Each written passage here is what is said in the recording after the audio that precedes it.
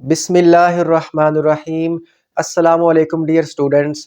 इस वीडियो में हम first year physics new syllabus के चैप्टर नंबर 4 की एक्सरसाइज के कंस्ट्रक्टेड रिस्पांस क्वेश्चंस के कॉन्सेप्ट्स क्लियर करेंगे और इसके साथ साथ स्टूडेंट्स मैं आपको हर शॉर्ट क्वेश्चन वाइट बोर्ड पर बिल्कुल वैसे ही सॉल्व करके दूंगा जिस तरीके से बोर्ड एग्जाम के अंदर सॉल्व किया जाता है, सही हेडिंग के साथ, प्रॉपर मटेरियल के साथ और इजी वर्डिंग के साथ। तो अगर आप शॉर्ट क्वेश्चंस में फुल मार्क्स लेना चाहते हैं तो वीडियो को एंड तक ज़रूर देखिएगा।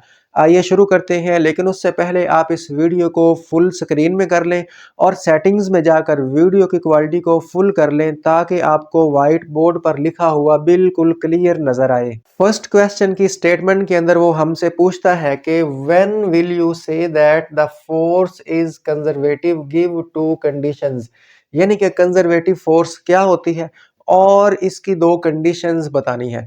तो स्टूडेंट्स आपका चैप्टर नंबर 4 का जो टॉपिक नंबर 4.3 है, आप जानते हैं वो कंजर्वेटिव फोर्सेस और नॉन कंजर्वेटिव फोर्सेस के बारे में है।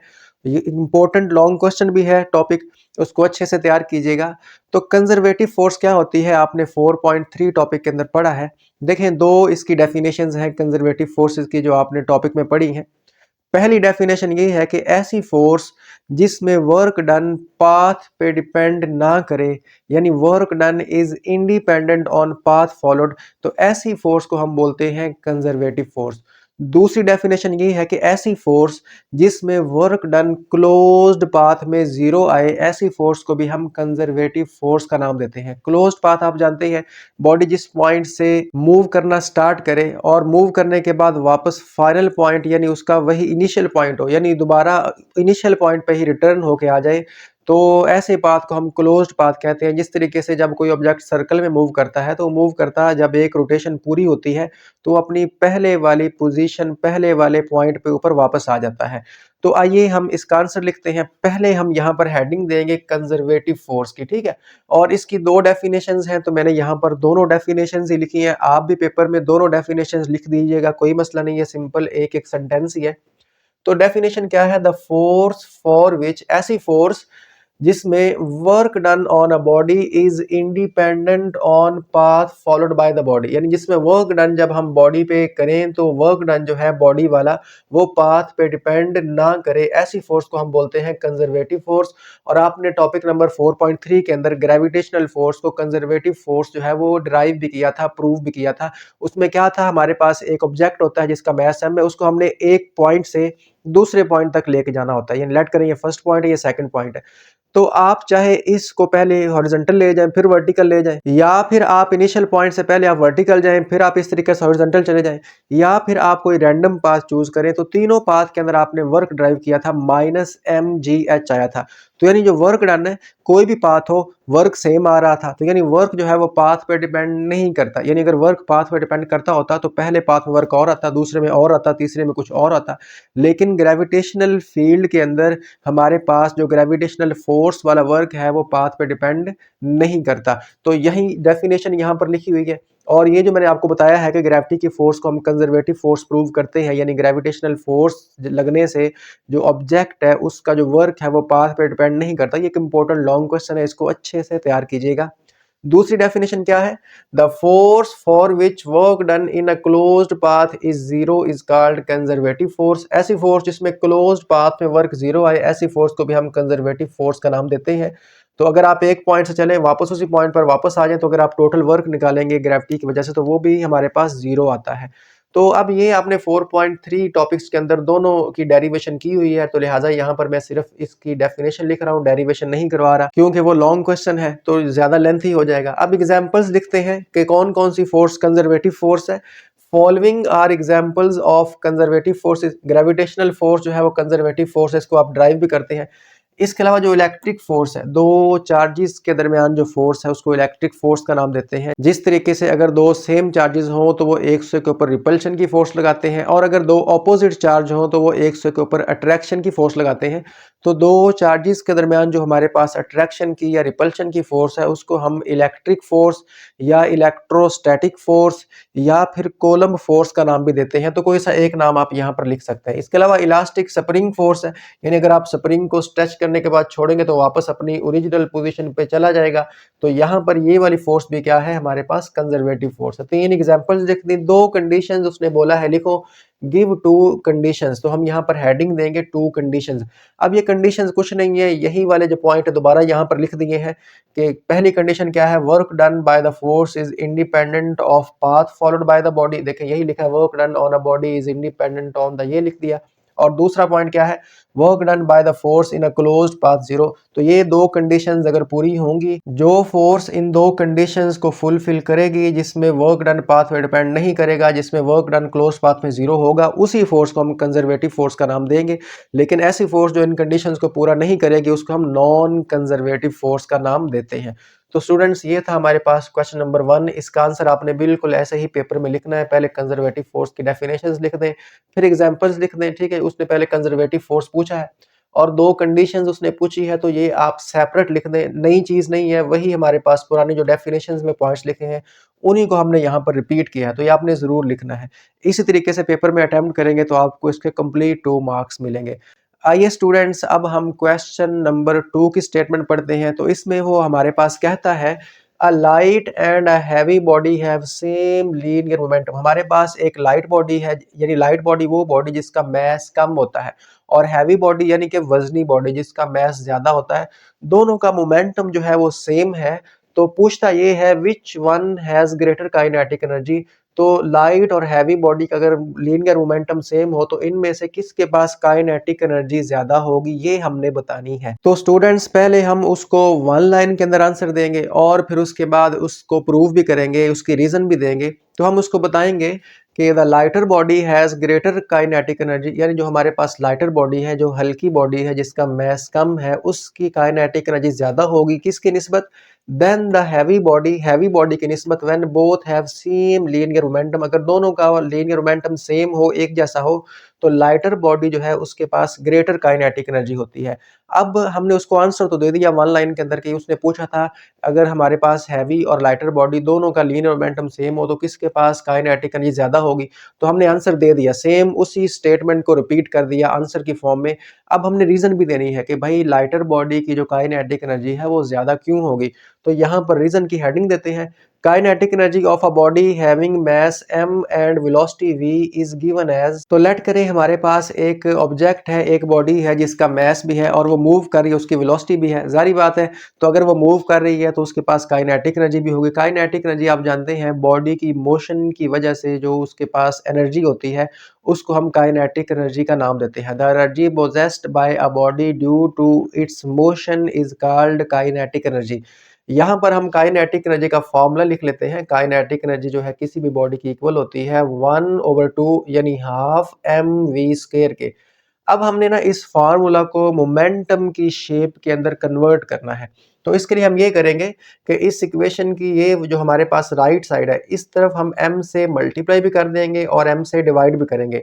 तो लिखते हैं कि मल्टीप्लाइंग, यानी हमने मल्टीप्लाई करना है, मल्टीप्लाइंग एंड डिवाइडिंग, और हमने डिवाइड भी करना है, तकसीम भी करना है। मल्टीप्लाइंग एंड डिवाइडिंग बाय किसके साथ मल्टीप्लाई करना है, किसके साथ डिवाइड करना है, m के साथ, ऑन राइट हैंड साइड। यानी ये सिर्फ जो एक्शन है, ये वाला जो हमारे पास प्रोसेस है, ये हमने सिर्फ इक्वेशन की राइट हैंड साइड के ऊपर ही परफॉर्म करवाना है। तो ये बनेगा जी, kinetic energy is equal to 1/2 mv²। ये मैं वैसे लिख लेता हूँ, एक दफा मैंने इस इक्वेशन को एज इट इज नीचे लिख लिया। अब इसकी ये वाली राइट साइड है, इस तरफ आप m से मल्टीप्लाई भी कर दें और m से डिवाइड भी कर दें। तो ये हमारे पास मैथ का रूल है, अगर आप एक तरफ किस चीज से मल्टीप्लाई करेंगे तो उससे डिवाइड भी करना पड़ेगा। कैसे, देखें m से m कैंसिल हो जाएगा, फिर दोबारा वही फार्मूला, तो इक्वेशन के ऊपर कोई फर्क नहीं पड़ा। अब यहाँ पे इसको सॉल्व करते हैं। तो kinetic energy is equal to, ये हमारे पास ऊपर वाला m इस m से मल्टीप्लाई हो जाएगा, तो ये बनेगा m² v², और हमारे पास ओवर आ जाएगा 2m, यानी कि नीचे 2 और m है तो ये आपस में मल्टीप्लाई हो जाएंगे। तो स्टूडेंट्स यहाँ पर हम हिंट देते हैं, हम जानते हैं product of mass and velocity is called momentum, यानी हमारे पास मास और वेलोसिटी का प्रोडक्ट क्या होता है, मोमेंटम होता है। तो इसी तरह अगर हम इसको ऐसे लिख लें कि kinetic energy is equal to, ये हम एम वी जो है इसके ऊपर इकट्ठा स्केयर लगा देते हैं, दोनों का अलग अलग है ना, तो दोनों का इकट्ठा स्केयर कर दिया और ओवर कर दिया 2m। तो ये हमारे पास जो फार्मूला है ये क्या बनेगा, काइनेटिक एनर्जी, इसको आप नीचे कर लीजिएगा, ठीक है। Kinetic energy is equal to ये एम वी, ठीक है, एम वी किसके इक्वल है, पी के, मोमेंटम के, तो ये बनेगा पी स्केयर ओवर 2m। तो लीजिए ये हमारे पास काइनेटिक एनर्जी का फार्मूला आ गया मोमेंटम की फॉर्म के अंदर, ठीक है। तो अब if both bodies have same momentum, चूंकि दोनों बॉडीज का जो मोमेंटम है वो सेम है, मोमेंटम कांस्टेंट है, तो यहाँ पे आप देख सकते हैं काइनेटिक एनर्जी जो है वो हमारे पास फिर मास के इनवर्सली प्रोपोर्शनल बन रही है, चूंकि मोमेंटम भी कांस्टेंट हो गया और 2 तो वैसे ही कांस्टेंट है, तो यहाँ पर हमारे पास है पी स्केयर, ये एम वी जो है ये मोमेंटम पी हो गया और ओवर 2m। तो काइनेटिक एनर्जी और मास का इनवर्स रिलेशन है, कब, जब मोमेंटम कांस्टेंट होगा।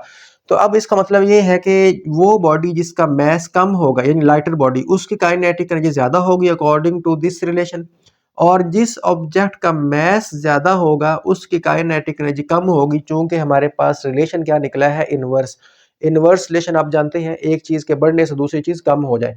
So the lighter body have small mass, क्योंकि लाइटर बॉडी का मास स्मॉल होता है, तो जिसका मास स्मॉल होगा so it will have greater kinetic energy, तो उसके पास जो एनर्जी है काइनेटिक एनर्जी वाली वो क्या होगी, ज्यादा होगी। यानी हम यहाँ पर लिख सकते हैं कि काइनेटिक एनर्जी जो है वो लाइटर बॉडी, ठीक है, जो हमारे पास काइनेटिक एनर्जी किसकी, लाइट बॉडी की जो काइनेटिक एनर्जी है वो ज्यादा होगी, ग्रेटर देन होगी किससे, kinetic energy of heavy body, ठीक है, हैवी बॉडी। तो यहाँ पर हमने उसको पहले वन लाइन के अंदर आंसर दिया था कि हमारे पास जो लाइट बॉडी है उसके काइनेटिक एनर्जी ज्यादा होती है हैवी बॉडी से। वन सेंटेंस वन लाइन के अंदर आंसर देने के बाद हमने उसको फिर मैथमेटिकली प्रूव भी कर दिया। आपने ये थोड़ी सी मैथ करनी है, ये वाला स्टेप इसके नीचे कर लीजिएगा। उसके बाद मोमेंटम को कांस्टेंट रखेंगे तो काइनेटिक एनर्जी और मास का इनवर्स रिलेशन बनेगा। तो जिसका मास कम होगा उसकी काइनेटिक एनर्जी ज्यादा होगी, चूंकि लाइट बॉडी का मास कम है लिहाजा उसकी काइनेटिक एनर्जी ज्यादा होगी। तो यही उसने पूछा था कि अगर लाइट और हैवी बॉडी का लीनियर मोमेंटम सेम हो तो किसकी काइनेटिक एनर्जी ज्यादा होगी, तो लाइट बॉडी की काइनेटिक एनर्जी ज्यादा होगी। स्टूडेंट्स, उम्मीद करता हूं कि आपको दोनों शॉर्ट क्वेश्चंस के कॉन्सेप्ट क्लियर हो गए होंगे, अच्छे से समझ आ गए होंगे और इसी तरीके से आप इनको पेपर में अटेम्प्ट करके फुल मार्क्स ले सकते हैं। आइए स्टूडेंट्स, अब हम क्वेश्चन नंबर 3 की स्टेटमेंट पढ़ते हैं। क्वेश्चन नंबर 3 की स्टेटमेंट में लिखता है कि a motorcycle is running with constant speed on a horizontal track. एक हमारे पास बाइक है, मोटरसाइकिल है, और वो कांस्टेंट स्पीड के साथ चल रही है एक हॉरिजॉन्टल ट्रैक में। हॉरिजॉन्टल ट्रैक मतलब इस तरीके से सीधी सड़क, और कांस्टेंट स्पीड का मतलब ये है कि उसकी स्पीड में चेंज नहीं आ रही। यानी लेट करें अगर बाइक जो है वो 40 मीटर पर सेकंड की स्पीड से जा रही है तो उसकी स्पीड 40 मीटर पर सेकंड ही रहेगी, ना उससे बढ़ेगी ना उससे कम होगी। तो कांस्टेंट ऐसी चीज को बोलते हैं जिसमें तब्दीली ना आए, जो ना बढ़े ना ही कम हो। तो एक मोटरसाइकिल कांस्टेंट स्पीड के साथ मूव कर रही है हॉरिजॉन्टल ट्रैक में। जब हॉरिजॉन्टल ट्रैक में मूव करेगी तो उसकी वेलोसिटी की डायरेक्शन भी चेंज नहीं होगी, क्योंकि वो एक ही डायरेक्शन में मूव कर रही है। उसके बाद कहता है is any work being done on the motorcycle, तो क्या उस मोटरसाइकिल के ऊपर कोई वर्क हो रहा है, ये हमने बताना है। आगे कहता है if no net force acting on it, उस मोटरसाइकिल के ऊपर कोई नेट फोर्स भी एक्ट नहीं कर रही। तो स्टूडेंट्स, हम यहाँ पर पहले उसको आंसर देंगे कि इस मोटरसाइकिल के ऊपर कोई वर्क नहीं होगा, फिर रीजन देंगे क्यों वर्क नहीं होगा, उसको मैथमेटिकली हम प्रूव भी करेंगे। तो पहले हम क्वेश्चन की लाइन को रिपीट करते हैं और उसी को आंसर की फॉर्म में कन्वर्ट करते हैं। वन लाइन में आंसर देते हैं no work is done on the motorcycle, यानी मोटरसाइकिल के ऊपर कोई वर्क नहीं होगा व्हेन इट मूव्स, जब ये मोटरसाइकिल मूव करेगा at constant speed on horizontal track with zero net force, यानी अगर वो कांस्टेंट स्पीड के साथ हॉरिजॉन्टल ट्रैक में जिस तरीके से उसने कंडीशन बताई है उसके मुताबिक उसके ऊपर नेट फोर्स भी एक्ट नहीं हो रही, तो इस केस में मोटरसाइकिल के ऊपर कोई वर्क नहीं होगा। तो स्टूडेंट्स, आइए इसकी रीजन समझते हैं ताकि इसको हम प्रूव भी कर सकें। देखिए रीजन के अंदर हम लिखते हैं when a motorcycle moves with constant speed, ये फिर वही लाइन है, जब एक मोटरसाइकिल मूव कर रहा है कांस्टेंट स्पीड के साथ ऑन अ हॉरिजॉन्टल ट्रैक, एक सीधी सड़क पे, then its acceleration will be zero, तो उसका एक्सेलरेशन जीरो है क्योंकि उसने बताया कि स्पीड कांस्टेंट है। तो स्पीड को शो करते हैं v से, ठीक है, कांस्टेंट स्पीड, तो स्पीड क्या है, कांस्टेंट। अब देखें एक्सेलरेशन जीरो होगा, जब स्पीड कांस्टेंट होती है तो एक्सेलरेशन जीरो होता है। एक्सेलरेशन की डेफिनेशन क्या है? Rate of change in velocity is called acceleration. और अगर वेलोसिटी चेंज नहीं हो रही, ना बढ़ रही है ना कम हो रही है, तो वेलोसिटी में अगर चेंज नहीं आएगा तो एक्सेलरेशन जीरो होगा। ठीक है, एक्सेलरेशन दो केस में जीरो होता है, या तो वेलोसिटी कांस्टेंट हो या वेलोसिटी हो ही जीरो। यानी अगर एक ऑब्जेक्ट रेस्ट में है, उसकी वेलोसिटी जीरो तो एक्सेलरेशन भी जीरो। दूसरा केस क्या है? या तो ऑब्जेक्ट जो है वो एक कांस्टेंट स्पीड के साथ, एक यूनिफॉर्म स्पीड के साथ मूव कर रहा हो, तब भी उसका एक्सेलरेशन जीरो होता है, क्योंकि वेलोसिटी हमारे पास कांस्टेंट है। तो लिहाजा यहाँ पर अगर वेलोसिटी कांस्टेंट हो तो एक्सेलरेशन जो है वो जीरो होता है, क्योंकि एक्सेलरेशन होता है तभी जब वेलोसिटी में कुछ ना कुछ चेंज आ रहा हो, और वेलोसिटी में चेंज ना आए तो एक्सेलरेशन जीरो होता है। और एक्सेलरेशन का यूनिट आप जानते हैं मीटर पर सेकंड स्क्वायर होता है। अब जो कि एक्सेलरेशन जीरो आ गया, तो according to Newton second law of motion, Newton second law of motion की इक्वेशन लिखते हैं, फॉर्मूला लिखते हैं, F is equal to ma होता है। अब क्योंकि हमारे पास एक्सेलरेशन जीरो है तो हम यहाँ पर हिंट देते हैं कि जी एक्सेलरेशन जो है वो तो जीरो है, तो एक्सेलरेशन की वैल्यू क्या पुट करेंगे? जीरो पुट करेंगे इस फार्मूला में। तो F is equal to m, acceleration चूंकि जीरो हो चुका है तो इसको जीरो पुट कर दें। अगर स्पीड कांस्टेंट, एक्सेलरेशन जीरो, तो इसको जब न्यूटन सेकंड लॉ में पुट करेंगे तो फोर्स भी क्या आ जाएगी? जीरो। जीरो के साथ कुछ भी मल्टीप्लाई हो तो जीरो, तो हमारे पास फोर्स क्या हो चुकी है? जीरो। अब यहाँ पर हम लिखते हैं कि वर्क इज डिफाइंड एज, ठीक है, वर्क का फॉर्मूला आप जानते हैं, the dot product of force and displacement is called work. यानी कि हमारे पास वर्क होता है W is equal to f dot d, open करेंगे तो एफ डी कॉस थीटा, ये है वर्क का फार्मूला। अब क्योंकि यहाँ पर हमारे पास जो फोर्स है वो क्या हो चुकी है? जीरो। इफ नेट फोर्स यानी एफ जो है वो क्या हो? जीरो हो। तो अब हम एफ को इस फार्मूला के अंदर जीरो पुट करेंगे तो ये बनेगा W is equal to f की जगह पे क्या पुट कर देना है? जीरो पुट कर देना है, जीरो, और इसके साथ जो डी और कॉस थीटा है उसको एज इट इज लिख दें। अब देखो जीरो के साथ कुछ भी मल्टीप्लाई हो तो क्या होता है? जीरो। तो W यानी जो हमारे पास वर्क है एट लास्ट वो क्या आया? जीरो आया। तो यही हमने उसको प्रूव करना था कि वर्क जीरो हो गया, यानी बाइक के ऊपर कोई वर्क नहीं हो रहा। Therefore there will be no net work done on the motorcycle, यानी मोटरसाइकिल के ऊपर कोई वर्क नहीं हो रहा। उसने यही पूछा था is any work being done on the motorcycle, क्या वर्क हो रहा है? तो हम बताएंगे कोई वर्क नहीं हो रहा, और हमने वर्क को जीरो जो है वो ड्राइव भी कर दिया। तो स्टूडेंट्स ये है इसका बेस्ट आंसर। कुछ बुक्स के ऊपर क्या पता है क्या किया हुआ है? चूंकि नेट फोर्स ने बोला नो नेट फोर्स एक्ट, तो वो डायरेक्ट शुरू ही यहाँ से करते हैं, बिल्कुल यहाँ से। Work is defined as work है ये फार्मूला, उसने चूंकि क्वेश्चन के अंदर ही बता दिया कि नेट फोर्स जीरो है, तो वो फार्मूले के अंदर फोर्स को जीरो पुट करके ये सिंपल इतने से स्टेप करते हैं। लेकिन आप ये स्टेप भी कीजिएगा, चूंकि उसने बोला स्पीड कांस्टेंट है तो एक्सेलरेशन जीरो होगा, एक्सेलरेशन जीरो होगा तो फोर्स जीरो, और फोर्स नहीं लग रही तो वर्क भी नहीं हो रहा, तो लिहाजा बाइक के ऊपर कोई वर्क नहीं हो रहा। उम्मीद करता हूँ कि आपको अच्छे से इसका कॉन्सेप्ट समझ आ गया होगा। आइए स्टूडेंट्स, अब हम क्वेश्चन नंबर 4 की स्टेटमेंट पढ़ते हैं। तो इसमें वो कहता है a force acts on the ball, एक गेंद के ऊपर फोर्स एक्ट हुई, मूविंग विद 14 मीटर पर सेकंड स्पीड, और गेंद जो है, जो बॉल है, उसकी स्पीड कितनी थी? 14 मीटर पर सेकंड स्पीड थी। और फोर्स लगने से क्या हुआ? And brings its speed to 6 metre पर सेकंड, तो फोर्स लगने से जो उसकी स्पीड है वो 14 से कम होकर कितनी हो गई? 6 मीटर पर सेकंड हो गई। तो स्टूडेंट्स यहाँ पे आप देख रहे हैं कि जो बॉल है उसकी स्पीड डिक्रीज हुई है, यानी कि उसकी वेलोसिटी पहले से कम हुई है। और आप जानते हैं कि अगर वेलोसिटी बढ़े तो फिर हमारे पास एक्सेलरेशन पॉजिटिव होता है, और अगर वेलोसिटी कम हो रही हो तो फिर एक्सेलरेशन नेगेटिव होता है। चूंकि एक्सेलरेशन क्या होता है? वेलोसिटी में चेंज। तो अगर वेलोसिटी में चेंज जो है वो इंक्रीज वाला चेंज है, जो चेंज चीज़ तब होती है जब कोई चीज़ बढ़ रही हो या कम हो रही हो। तो अगर वेलोसिटी इंक्रीज हो रही हो तो हमारे पास एक्सेलरेशन पॉजिटिव होता है, और अगर वेलोसिटी डिक्रीज हो रही हो तो उसको फिर एक्सेलरेशन को नेगेटिव लेते हैं, और नेगेटिव एक्सेलरेशन को हम रिटार्डेशन का नाम देते हैं या डीसेलरेशन का नाम भी देते हैं। तो कहता ये है has the force done positive और नेगेटिव वर्क। अब जो हमने फोर्स लगाई है, जिस फोर्स ने उस बॉल की स्पीड को 14 से 6 कर दिया, कम कर दिया, तो वो वाली फोर्स जो है उसका वर्क पॉजिटिव होगा या नेगेटिव होगा? तो एक्सप्लेन योर आंसर, तो हमने आंसर को एक्सप्लेन भी करना है। स्टूडेंट्स पहले हम उसको वन लाइन के अंदर आंसर देंगे कि जो इस फोर्स का वर्क है वो नेगेटिव होगा। फिर क्यों नेगेटिव होगा उसको हम अच्छे से मैथमेटिकली ड्राइव करके देंगे, उसको प्रूव करेंगे। तो लिखते हैं the force has done negative work on the ball. तो इस बॉल के ऊपर जो इस फोर्स ने वर्क किया है वो क्या है? नेगेटिव वर्क है। Has the force done positive और नेगेटिव वर्क, तो फोर्स ने कौन सा वर्क किया? नेगेटिव वर्क किया। अब क्यों नेगेटिव वर्क किया, आइए इसको प्रूव करते हैं, रीजन देते हैं। तो यहाँ पर हम उसको पहले पॉइंट के अंदर ये बताएंगे कि हमारे पास जो द बॉल स्पीड है, जो हमारे पास गेंद की स्पीड है, इज डिक्रीजिंग। चूंकि बॉल की स्पीड कम हुई है according to statement from 14 metre पर सेकंड टू 6 मीटर पर second, which means that the ball is decelerating. यानी चूंकि स्पीड कम हुई है और जब स्पीड यानी वेलोसिटी कम हो रही हो तो फिर एक्सेलरेशन नेगेटिव होता है, और नेगेटिव एक्सेलरेशन को रिटार्डेशन या डिसलरेशन का नाम देते हैं। टू रिड्यूस स्पीड, तो आप जानते हैं अगर हमने ऑब्जेक्ट की स्पीड को रिड्यूस करना हो तो फिर हमें उसकी डिस्प्लेसमेंट के ऑपोजिट डायरेक्शन में वर्क करना पड़ता है। To reduce speed the force must be acting opposite to the direction of motion. यानी लेट करें ना, अगर एक ऑब्जेक्ट इधर जा रहा है और आप उसके ऊपर फोर्स भी उस तरफ लगा रहे हैं जिस तरफ वो जा रहा है, तो अब तो उसकी स्पीड बढ़ेगी, ये आप उसको धक्का लगा रहे हैं। लेकिन अगर एक ऑब्जेक्ट जो है इस तरीके से आ रहा है और आप उसको वर्क उसके बिल्कुल ऑपोजिट डायरेक्शन में कर रहे हैं, यानी उसकी मोशन इस तरफ है, उसका डिस्प्लेसमेंट इस तरफ है, जिस तरफ बॉडी मूव कर रही होती है डिस्प्लेसमेंट उसी तरफ होता है, और आपने फोर्स डिस्प्लेसमेंट इस तरफ और फोर्स बिल्कुल उसके ऑपोजिट, तो ऑपोजिट फोर्स लगाने से जो ऑब्जेक्ट है उसकी स्पीड हम कम करते हैं। लेट कर एक बच्चा छोटी साइकिल पे आ रहा है, आपने उसको रोकना है, वो इधर आ रहा है, तो आप उसको जिस तरफ वो आ रहा है उसके ऑपोजिट डायरेक्शन में फोर्स लगा के उसकी स्पीड कम करके उसको रोकेंगे। तो यहाँ पर हमने उसको बताया क्योंकि हमारे पास स्पीड कम हुई है और स्पीड अगर डिक्रीज हो रही हो तो हमें जो फोर्स है वो मोशन के ऑपोजिट डायरेक्शन में ही लगानी पड़ती है।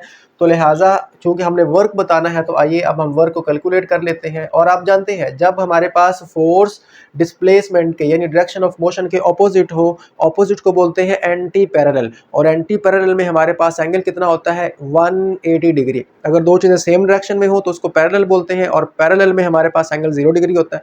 और अगर दो चीज़ें ऑपोजिट डायरेक्शन में हो तो फिर इसको एंटी पैरेलल बोलते हैं, और इसमें हमारे पास एंगल 180 डिग्री होता है। तो वर्क का फॉर्मूला आप जानते हैं, W is equal to f d cos theta. ये फार्मूला हम यहाँ पर भी यूज़ कर चुके हैं, ये आप देख रहे हैं। अब हम क्या करेंगे, इस फार्मूला के अंदर जो हमारे पास एंगल है यहाँ पर इस केस के अंदर वो 180 डिग्री है, तो 180 डिग्री पुट करेंगे तो W इज इक्वल टू यानी जो हमारे पास वर्क है वो इक्वल आएगा एफ डी कॉस थीटा की वैल्यू हम यहाँ पर 180 डिग्री पुट करते हैं। और यहाँ पे अब एक और हिंट देंगे कि हम जानते हैं कि कॉस 180 डिग्री हमारे पास इसकी वैल्यू होती है -1। कॉस 180 डिग्री की वैल्यू क्या होती है -1। तो हम यहाँ पर कॉस 180 की वैल्यू पुट करते हैं तो W is equal to f into d, और साथ इसकी वैल्यू -1 लगा देते हैं। अब स्टूडेंट्स आप जानती है यहाँ पर जो वर्क है वो हमारे पास आएगा -f इंटू डी। तो अब देखिए वर्क क्या आया, नेगेटिव आया, और हमने यही प्रूव करना था क्योंकि स्पीड कम हो रही है और स्पीड कम हो रही हो तो काइनेटिक एनर्जी डिक्रीज होती है, तो वर्क नेगेटिव होता है। ऐसा वर्क जो स्पीड कम करे, काइनेटिक एनर्जी बॉडी की कम करे, स्पीड कम होगी तो काइनेटिक एनर्जी भी कम होगी, क्योंकि मोशन की वजह से जो हमारे पास बॉडी के पास एनर्जी होती है उसको हम बोलते हैं काइनेटिक एनर्जी। और according to work energy principle आप जानते हैं वर्क इक्वल होता है काइनेटिक एनर्जी के। तो अगर बॉडी की स्पीड कम हो रही तो मतलब उसकी काइनेटिक एनर्जी कम हो रही है, और काइनेटिक एनर्जी कम हो रही है तो वर्क नेगेटिव होता है। Hence the force has done negative work on the ball. हमने प्रूव भी कर दिया कि जो फोर्स है उसने कौन सा वर्क किया, नेगेटिव वर्क किया। तो स्टूडेंट्स ये था इसका आंसर। आपने इसी तरीके से इसके पॉइंट्स बनाने हैं। एक पॉइंट पहले उसको बताएं कि स्पीड डिक्रीज हुई है, और दूसरे पॉइंट में बताएं कि स्पीड तभी डिक्रीज होती है जब फोर्स जो है वो डिस्प्लेसमेंट के ऑपोजिट हो यानी एंगल 180 डिग्री हो। तीसरे पॉइंट के अंदर वर्क का फॉर्मूला लगाएं, उस एंगल को पुट करके वर्क को निकाल दें, और वर्क नेगेटिव आ चुका है तो लिहाजा लास्ट पॉइंट के अंदर आप हैंस के साथ इसका रिजल्ट जो है वो रिपीट कर दें। तो इस तरीके से अगर आप इसको पेपर के अंदर सॉल्व करेंगे तो आपको इसके कंप्लीट 2 मार्क्स मिलेंगे। इजी वर्डिंग है, बहुत ही आसान सेंटेंसेस के अंदर आपको मैं आंसर लिख के दे रहा हूँ। उम्मीद करता हूँ कि आपको क्वेश्चन नंबर 3 और 4 दोनों अच्छे तरीके से समझ आ गए होंगे। आइए स्टूडेंट्स अब हम नेक्स्ट शॉर्ट क्वेश्चन को सॉल्व करते हैं। क्वेश्चन नंबर 5 की स्टेटमेंट के अंदर वो लिखता है कि a slow moving truck can have more kinetic energy than a fast moving car, how is this possible. एक हमारे पास ट्रक जो कि स्लो मूव कर रहा है उसकी काइनेटिक एनर्जी ज़्यादा है किससे, एक कार से, और कार जो है वो उस ट्रक से थोड़ी सी फास्ट मूव कर रही है। तो क्या ट्रक की काइनेटिक एनर्जी ज़्यादा होगी जो स्लो मूव कर रहा है फास्ट मूविंग कार से? तो ऐसा कैसे पॉसिबल है? तो स्टूडेंट्स आपको पता है कि काइनेटिक एनर्जी क्या होती है। ऑब्जेक्ट के पास उसके मोशन की वजह से जो एनर्जी होती है उसको हम काइनेटिक एनर्जी कहते हैं। The energy possessed by object due to its motion is called its kinetic energy. अब आप काइनेटिक एनर्जी का फॉर्मूला भी जानते हैं। काइनेटिक एनर्जी का फॉर्मूला हमारे पास होता है हाफ mv²। तो इस फॉर्मूला के अकॉर्डिंग आप देख रहे हैं कि काइनेटिक एनर्जी हमारे पास 2 क्वांटिटीज पे डिपेंड कर रही है, इसमें मास भी है और वेलोसिटी भी है। अब स्टूडेंट्स बात ये है कि जो ट्रक है उसका मैस कार के निस्बत बहुत ज़्यादा होता है, यानी कि अगर 8 से 10 कार जो हैं उनका मैस इकट्ठा किया जाए, जमा किया जाए, ऐड किया जाए तो फिर जाके ट्रक का मैस बनता है। तो चाहे कार की वेलोसिटी ज़्यादा है, लेकिन चूँकि उसका मैस कम है, ट्रक चाहे स्लो है लेकिन उसका मैस ज़्यादा है ना, तो वो मैस वाला फैक्टर जब ज़्यादा होगा तो काइनेटिक एनर्जी ऑटोमेटिक ज़्यादा हो जाएगी। तो हम इसका आंसर क्या देंगे? यस के साथ। How is this possible? क्या ऐसा पॉसिबल है? तो पहले हम आंसर को यस के साथ रिपीट करेंगे, फिर इसको हम थोड़ा-सा एक्सप्लेन भी कर देंगे। बहुत ही सिंपल है। तो हम क्वेश्चन की लाइन को यहाँ पर रिपीट करते हैं। देखिएगा, yes is it is possible, यानी बिल्कुल ऐसा मुमकिन है। दैट के बाद जो लिखा हुआ है वो हमारे पास ये क्वेश्चन का जो पहला सेंटेंस है वही लिखा हुआ है। ऐसा मुमकिन है that a slow moving truck can have more kinetic energy than a fast moving car. तो यहाँ तक हमने क्वेश्चन की लाइन रिपीट की यस के साथ। अब थोड़ी सी वजह बता देते हैं। Because kinetic energy depends on both mass and velocity, क्योंकि काइनेटिक एनर्जी सिर्फ वेलोसिटी पे डिपेंड नहीं करती, उसके साथ साथ मैस भी डिपेंड करती है। तो मैसिव ऑब्जेक्ट के पास ज्यादा काइनेटिक एनर्जी होती है एज कम्पेयर टू हमारे पास जो लाइटर ऑब्जेक्ट है उसकी निस्बत। आइए इसको मजीद एक्सप्लेन करते हैं, मजीद समझते हैं। मैं आपको एग्जांपल्स भी दूंगा। Explanation, kinetic energy of moving objects is given by the equation. आप जानते हैं कोई भी ऑब्जेक्ट मूव कर रहा हो तो उसकी काइनेटिक एनर्जी की जो इक्वेशन है या फार्मूला है वो हमारे पास होता है kinetic energy is equal to 1/2 mv²। अब इस फार्मूला से हमें ये पता चल रहा है, so kinetic energy depends both the mass and velocity of the object. Kinetic energy mass और वेलोसिटी दोनों पे डिपेंड करती है, सिर्फ वेलोसिटी पे डिपेंड नहीं करती बल्कि उसके साथ साथ मैस पे भी डिपेंड करती है। अब हमारे पास ये की पॉइंट है, इसको आपने समझना है, ध्यान के साथ सुनना है। The slow moving truck with very large mass, यानी ट्रक चाहे स्लो है लेकिन उसका चूंकि मैस बहुत ज्यादा है तो इससे क्या होगा, उसकी काइनेटिक एनर्जी ज्यादा हो जाएगी। मैस के ज्यादा होने से काइनेटिक एनर्जी बढ़ती है।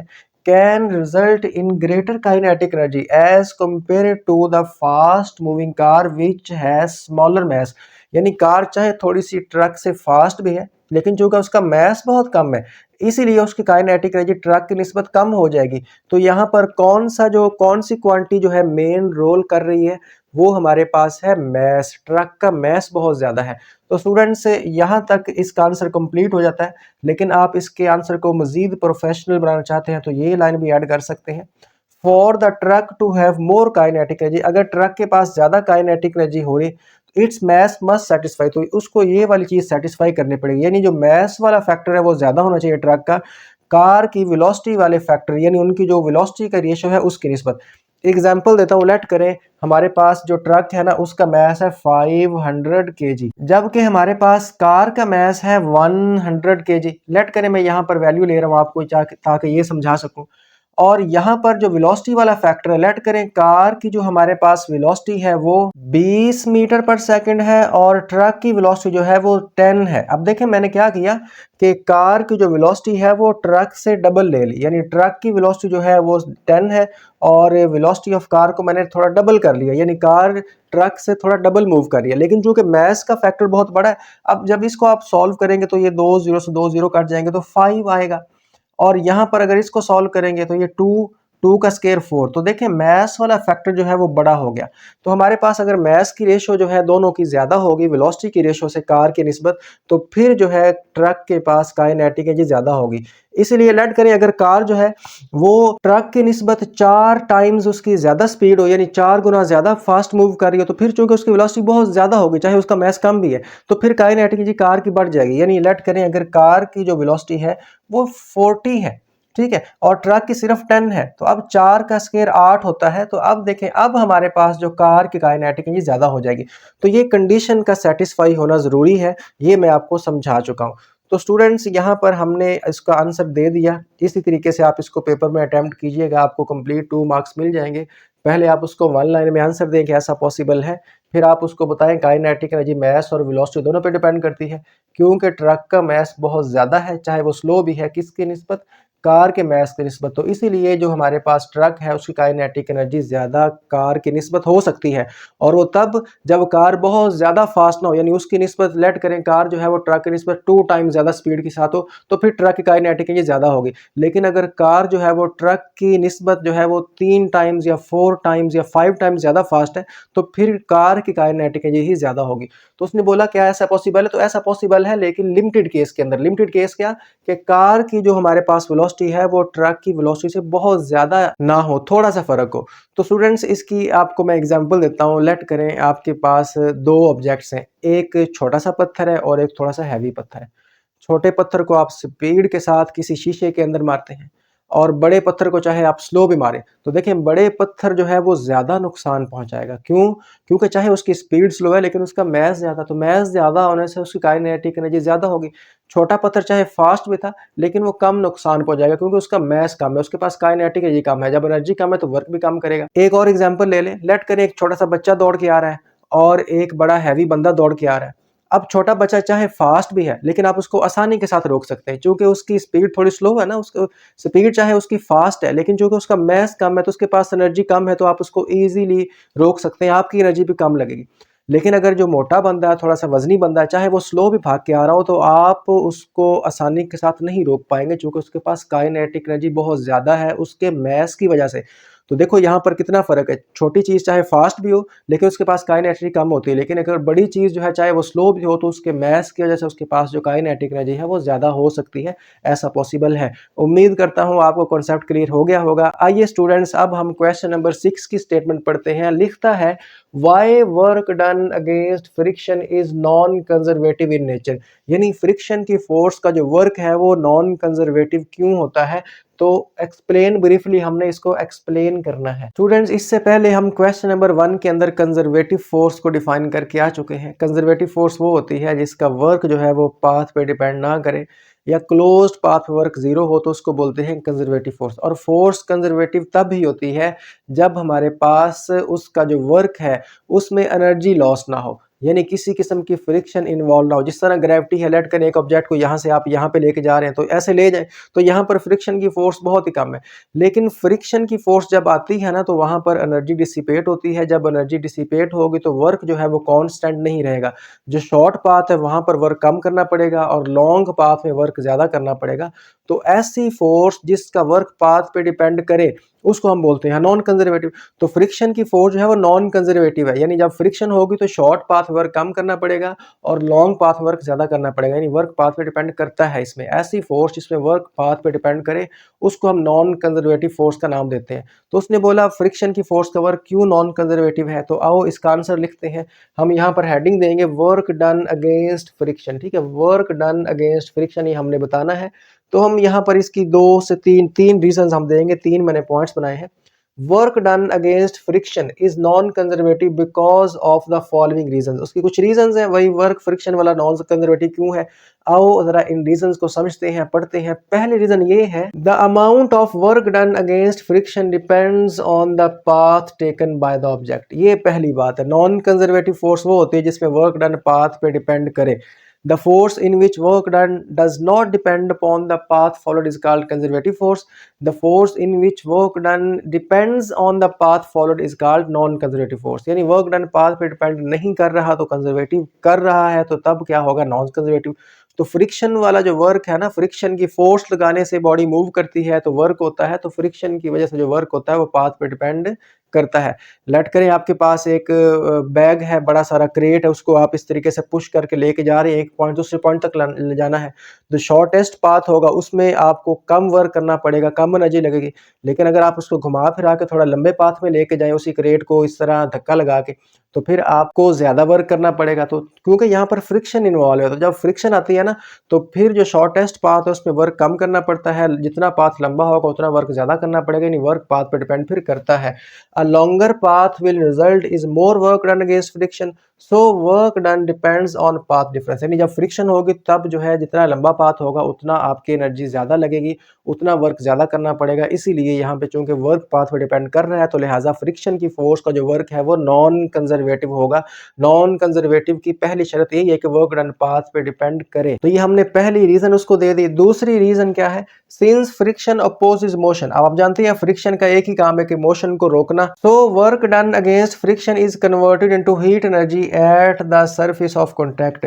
तो जब हम किसी चीज को फ्रिक्शन के जरिए इस तरीके से लेके जाते हैं तो फ्रिक्शन के जरिए क्या होता है कि हमारे पास जो हीट है वो आती है। जिस तरह आप अपने हैंड्स को रब करते हैं तो फ्रिक्शन की वजह से आपकी जो मैकेनिकल एनर्जी है, जो आप इस तरीके से वर्क कर रहे हैं ना, ये हीट में कन्वर्ट हो रहा है। तो मतलब आपकी एनर्जी वेस्ट हो रही है। तो जब एनर्जी वेस्ट हो रही है तो वहां पर वर्क जो है वो नॉन कंजर्वेटिव हो। कंजर्वेटिव तब होता है जब हमारे पास आपकी एनर्जी जो है वो लॉस ना हो। तो चूंकि यहाँ पर एनर्जी लॉस हो रही है, this energy lost in surrounding and can not be recovered fully, और उस एनर्जी को हम दोबारा रिकवर नहीं कर सकते। इसीलिए भी जो हमारे पास फ्रिक्शन की फोर्स का वर्क है वो नॉन कंजर्वेटिव है।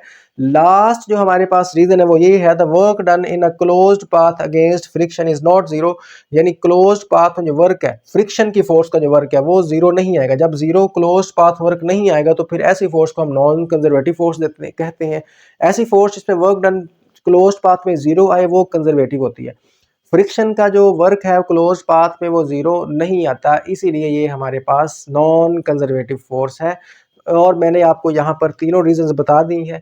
तो यहाँ पर आप कम से कम एग्जाम के अंदर 3 रीजन ज़रूर लिख दीजिएगा, आपको इसके कंप्लीट 2 मार्क्स मिल जाएंगे। देखें स्टूडेंट्स, कितनी इजी वर्डिंग के साथ आपको मैं आंसर लिखवा रहा हूँ, आपको फ़ौरन याद भी हो रहे हैं, समझ भी आ रहे हैं। तो अगर आपको वीडियो पसंद आ रही हो तो वीडियो को ज़रूर लाइक कर दें ताकि मुझे पता चल जाए कि आपको वीडियो से फ़ायदा हो रहा है। आइए स्टूडेंट्स, अब हम इस एक्सरसाइज का लास्ट शॉर्ट क्वेश्चन सॉल्व करते हैं। क्वेश्चन नंबर 6 की स्टेटमेंट के अंदर वो पूछता है कि does wind contain kinetic energy, explain. क्या विंड के पास काइनेटिक एनर्जी होती है, ये हमने एक्सप्लेन करना है। तो स्टूडेंट्स, मैं आपको बता दूं कि विंड क्या होती है। आप जानते हैं मूविंग एयर को विंड कहते हैं, हवा कहते हैं। और जब भी कोई बॉडी मूव कर रही हो तो उसके पास जो एनर्जी होती है उसको हम क्या नाम देते हैं, काइनेटिक एनर्जी का नाम देते हैं। तो हमारा आंसर होगा यस, बिल्कुल। जो हमारे पास विंड है उसके पास काइनेटिक एनर्जी होती है, तो हम आंसर देंगे यस के साथ और फिर उसको रीजन भी देंगे। तो आइए स्टूडेंट्स आंसर पढ़ते हैं। सबसे पहले आप हेडिंग देंगे विंड कंटेन्स काइनेटिक एनर्जी, चूंकि उसने इसी के बारे में पूछा है। हेडिंग देना जो है वो आपकी पेपर प्रेजेंटेशन को बहुत ही बेहतर कर देता है। Yes, wind contain kinetic energy, हमने आंसर दे दिया। बिल्कुल, विंड कंटेन काइनेटिक एनर्जी, हवा के पास काइनेटिक एनर्जी होती है। बिकॉज, छोटी सी reason, it involves the motion of air particles, क्योंकि विंड क्या होती है, एयर पार्टिकल्स का मोशन, एयर पार्टिकल्स का मूव करना विंड है। अब जितने एयर पार्टिकल्स फास्ट मूव करेंगे उतनी हवा तेज होगी, उतनी उस हवा के पास काइनेटिक एनर्जी भी ज्यादा होगी। तो स्टूडेंट्स देखें, जिस ऑब्जेक्ट के पास काइनेटिक एनर्जी होती है ना, उसके पास वर्क करने भी एबिलिटी होती है। चूंकि एनर्जी है तो वर्क भी होगा। तो हमारे पास आप देखते हैं कि जब आंधी आती है तो अगर आंधी तेज हो तो पूरा जो पेड़ है उसको भी वो उखाड़ देती है। यानी वो पेड़, वो दरख्त जिसको 20-25 बंदे मिलकर भी इस तरीके से फोर्स लगाएं वो नहीं गिरे। विंड के पास इतनी ज्यादा काइनेटिक एनर्जी होती है, जब आंधी आती है तो उस पूरे दरख्त को वो जमीन से उखाड़ देती है। इस तरीके से जब आंधी आती है यानी तेज हवा चलती है तो आप देखते हैं आपके ऊपर भी फोर्स लगती है, जिस तरफ हवा लग रही है उस तरफ बहुत सारे शापर वगैरह उड़ते हैं। और अगर बाहर कपड़े पड़े हों और हवा तेज चल रही हो तो कपड़े भी उड़ जाते हैं। तो यानी विंड जो है उसके पास काइनेटिक एनर्जी है, इसलिए वो ऑब्जेक्ट्स के ऊपर वर्क कर रही है, उनके ऊपर फोर्स लगा रही है। तो मैंने आपको एग्जांपल्स भी दे दी हैं कि विंड के पास अच्छी खासी काइनेटिक एनर्जी होती है। तो रीजन देते हैं। सबसे पहले हम काइनेटिक एनर्जी को डिफाइन कर लेते हैं कि काइनेटिक एनर्जी होती क्या है। The energy possessed by a body due to its motion is called kinetic energy. Motion की वजह से ऑब्जेक्ट के पास जो एनर्जी है उसको हम काइनेटिक एनर्जी का नाम देते हैं। बहुत ही बेसिक है। The formula for kinetic energy is, kinetic energy का फॉर्मूला आप जानते हैं, हाफ एम वी स्क्वायर होता है।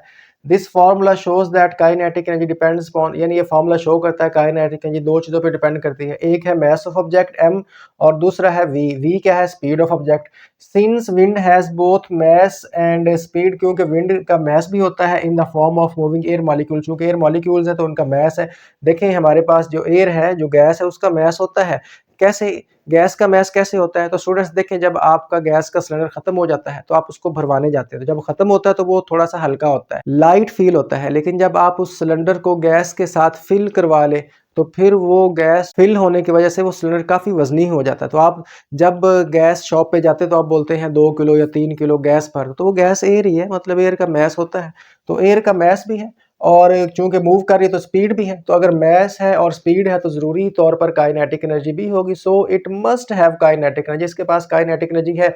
और स्टूडेंट्स, हम एयर की, विंड की जो काइनेटिक एनर्जी है इसको अपने फायदे के लिए इस्तेमाल भी करते हैं। आप जानते हैं जो विंड टर्बाइंस हैं, बड़े बड़े पंखे घूम रहे होते हैं, जहां पर तेज हवा चलती है वहां पर विंड टर्बाइंस लगाई जाती हैं। विंड की काइनेटिक एनर्जी के साथ हम क्या करते हैं, उस विंड टर्बाइन को घुमाते हैं और विंड की काइनेटिक एनर्जी को हम इलेक्ट्रिकल एनर्जी के अंदर कन्वर्ट करते हैं।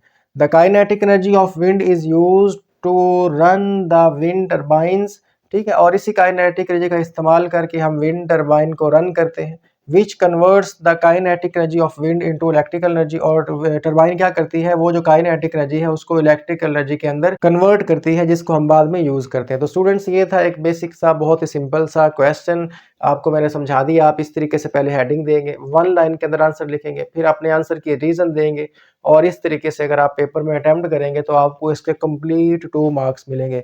स्टूडेंट्स, मैं उम्मीद करता हूं कि आपको इस चैप्टर के शॉर्ट क्वेश्चंस अच्छे से समझ आ गए होंगे। आपको इस वीडियो से ज़रूर कुछ नया सीखने को मिला होगा। अगर आपको वीडियो पसंद आई हो तो वीडियो को लाइक कर दें और इस वीडियो को अपने क्लास फेलोज़ और फ्रेंड्स के साथ भी शेयर करें, ताकि वो भी फिज़िक्स सीख सकें और पेपर के अंदर अच्छे मार्क्स ले सकें। स्टूडेंट्स, पढ़ते रहिए, मेहनत करते रहिए। मिलते हैं नेक्स्ट वीडियो में, तब तक के लिए अल्लाह हाफिज़।